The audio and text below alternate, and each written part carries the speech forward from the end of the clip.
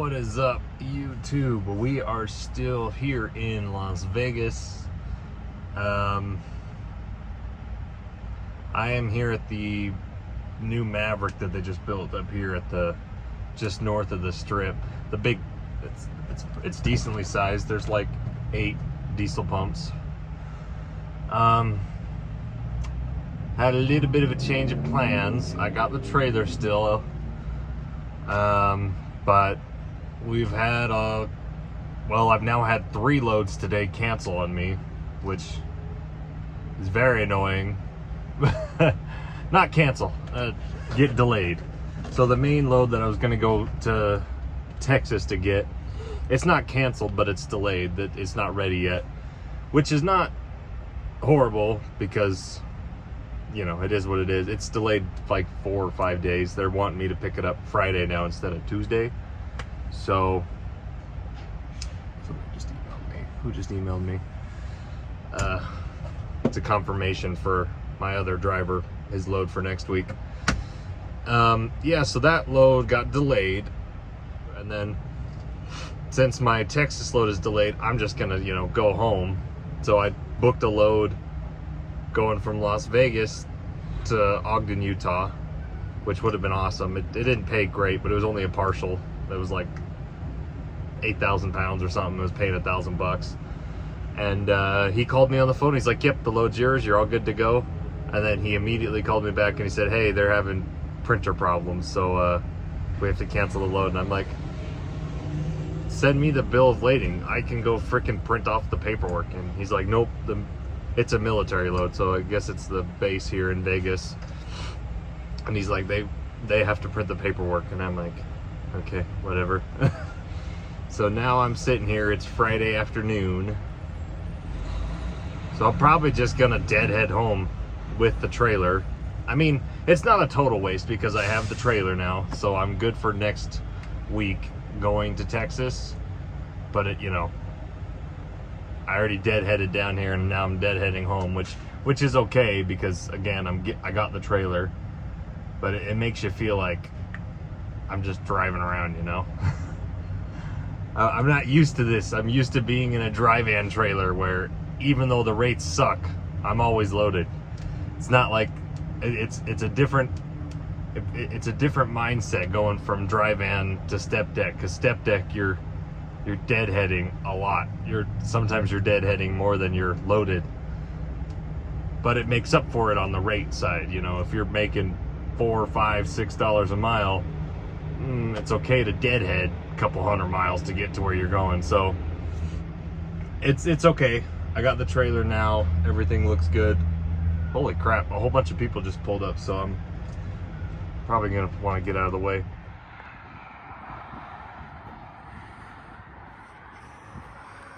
Whoa, that's a cool looking truck right there. We're almost home. I had to stop and take a break, stand for a minute. Yeah, we're here just north of Fillmore on the way to Nephi, Utah. I've noticed the one major drawback from going from a step deck flatbed, switching to a flatbed or a step deck from pulling a dry van or a reefer, and that is the privacy factor. I don't know.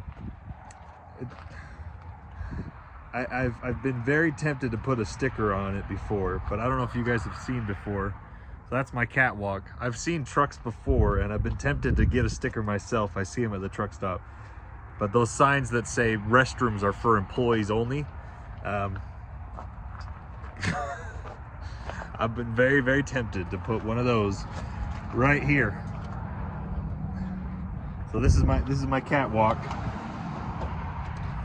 And everyone knows that when you pull off on the side of the road, you pee in between your truck and your trailer. Oh no, I don't do it as much. I'd be lying if I said I've never peed off the side of the freeway, but you know, a lot of times if you got a dry van trailer, you could go out and you could pee in the field. You don't want to pee on the shoulder because that's kind of rude. Someday somebody's going to be broke down here and then they're going to be laying on the asphalt in your piss. So that's not cool. But yeah, if I'm running really hard and I got to pee really bad, pull off on the shoulder somewhere, just, you know. It's a lot faster than pulling into the truck stop and waiting for Swift to move and pulling through the fuel island and parking and then walking all the way inside and then tempting yourself to buy another drink and then walking all the way back. Instead, I just pull over, pee, and I'm right back on the freeway. So I don't know. What the heck? Oh, that's not me. Anytime I stop somewhere, you know, there's always stains on the ground, and I'm always like, oh, is that me? But it's not. But yeah, should I put a sign there that says restroom for employees only? I think it'd be funny. I think I should. It's kind of trashy, I know, but anyways. But yeah, so I'm gonna have to be a lot more conspicuous if I have to pee off the side of the road, because my trailer does not cover me up. Anyways, let's get home. We're almost home. What's up, guys? Oh, I got back late last night. Ruby's over in front of the shop so we can get the AC done, but today's Saturday and I guess there's no rest for the wicked, so we're gonna be taking another landfill load today. This is my possum trailer. I don't know if you've ever seen one of these before. They call them possum bellies or drop belly trailers. And basically the idea is they have that extra area down there that gives it, like below where a normal trailer floor would be, it gives it like 30 extra, actually probably more than that, probably gives you 40 to 50 extra cubic yards of volume. Because when it comes to the garbage game, garbage doesn't really pay very well. Obviously, nobody's buying garbage. It's not a hot commodity. So we make up the difference in volume and weight. So we are freaking heavy. I think we're gonna be I just looked at my ticket. I think I'm 108,000 pounds gross. And Utah allows us to have the overweight permits as long as I have enough axles to haul that. But yeah, we're freaking heavy in this trailer, and we're gonna be going to the landfill. So I gotta roll my tarps closed, and then we'll get headed.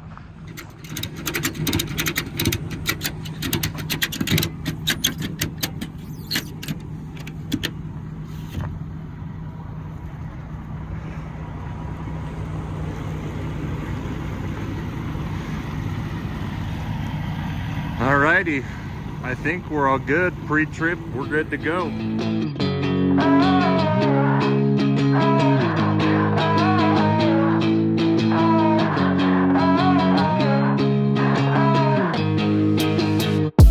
There's no fingerprints on my walls, no messages or missed calls. Didn't even care to say goodbye. Guess I pushed you over the edge. Maybe we're just too different.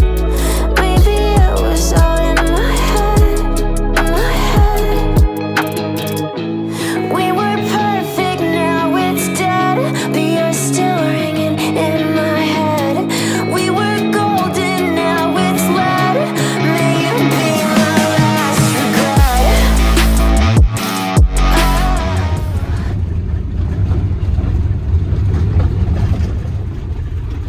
The landfill is busy today.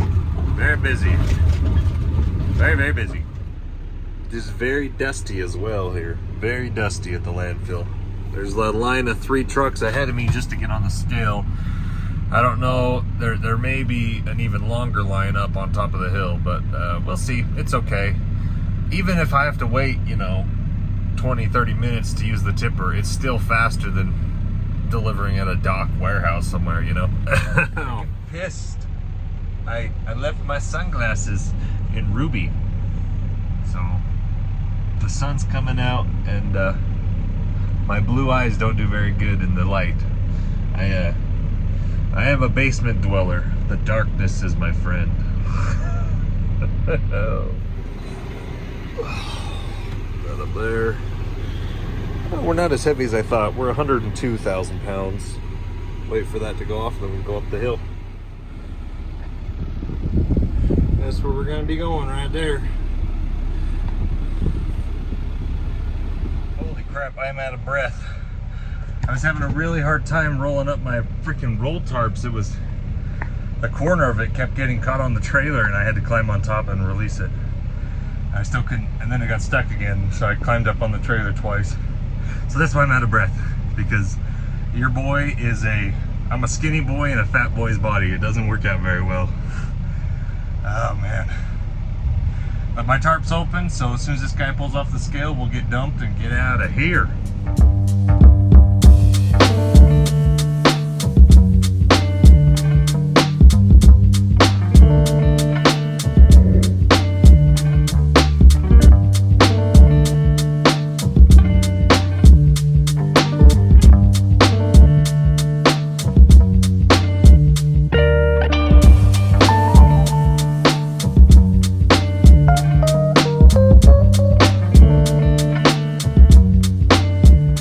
My door to shut, there's a freaking mattress spring right here. I gotta get this off. Come on. There we go. There we go. Just drag this off somewhere in the dirt. Bye bye mattress spring. Oh man.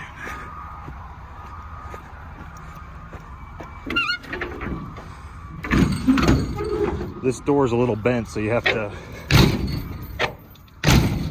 get it to close. Right like that. I lock the handle down.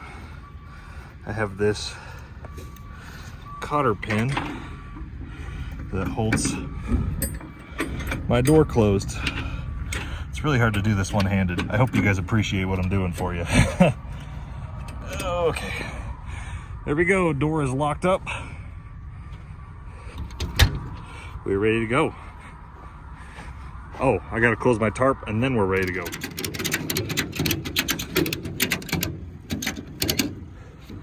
And with that, we are tarped up and ready to go.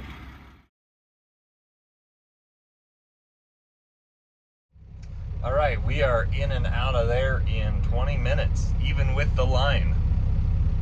Sometimes you can get stuck at the landfill for a few hours if there's a problem, but it is so nice when you can get in and out and you really don't have too many problems. So, let's turn the truck off for a second. There's a lot of controversy right now. I'm not going to say my opinion one way or the other. Well, on the English proficiency thing, I'll say that's a good thing. But there's a lot of controversy going on right now about in trucking for the English proficiency and the tariff war and the trade war.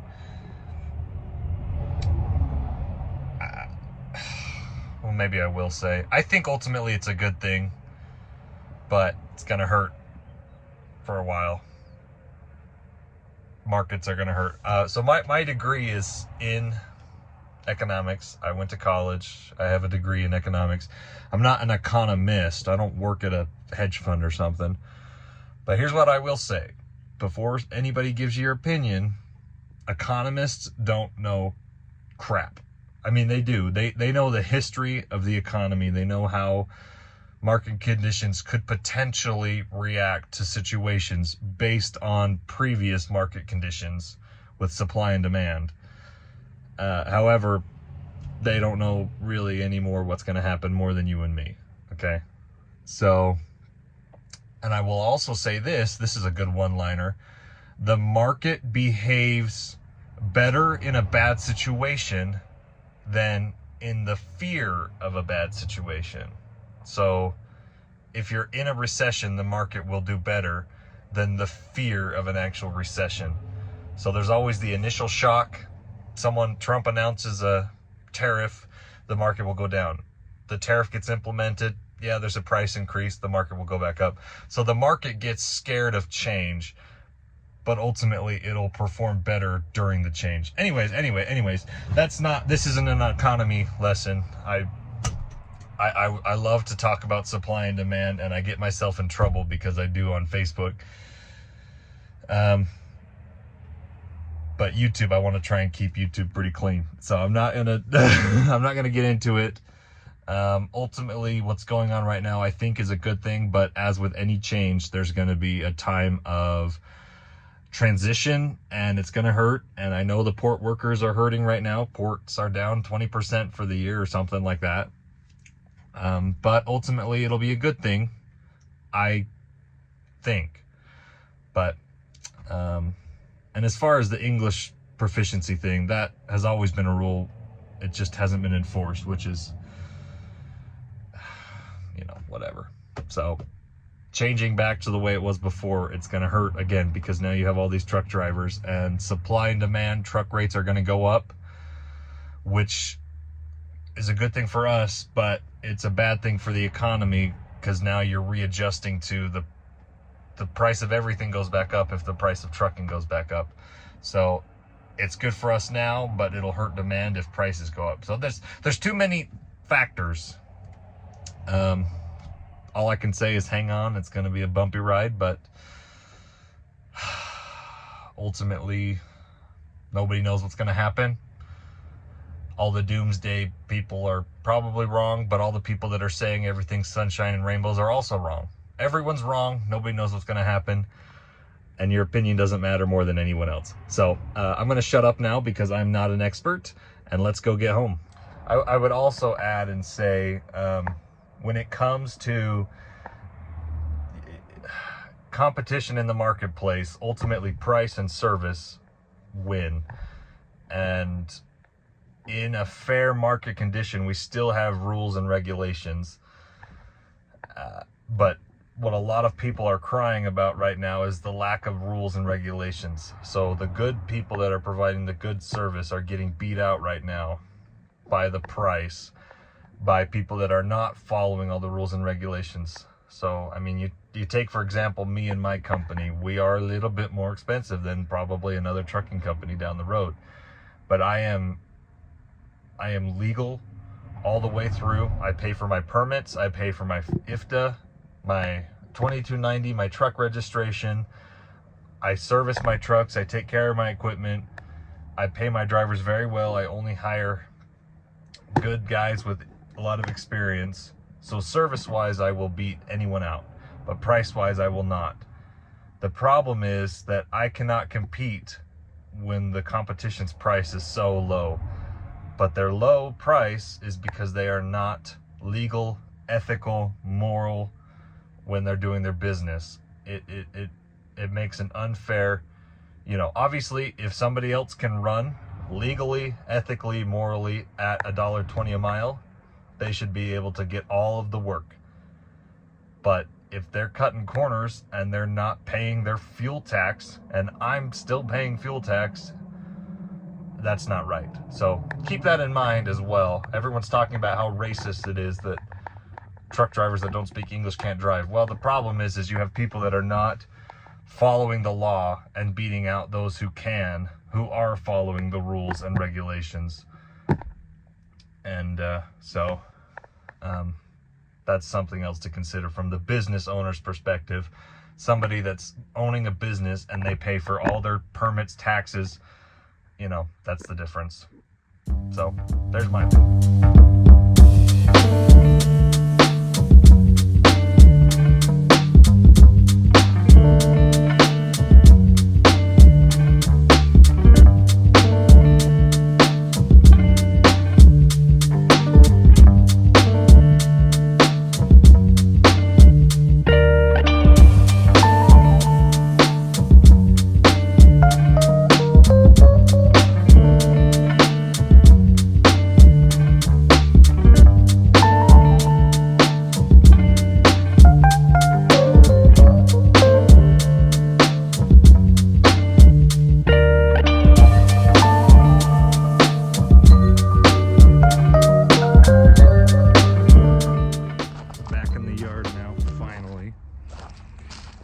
Trucks here. All the dry van trailers are lined up. It's really sad. I hardly even use my own dry van trailers now. We're all doing so much power only work. And then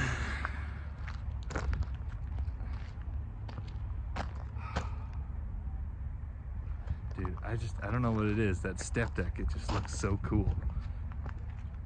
You could tell that it's like shiny, the silver shiny.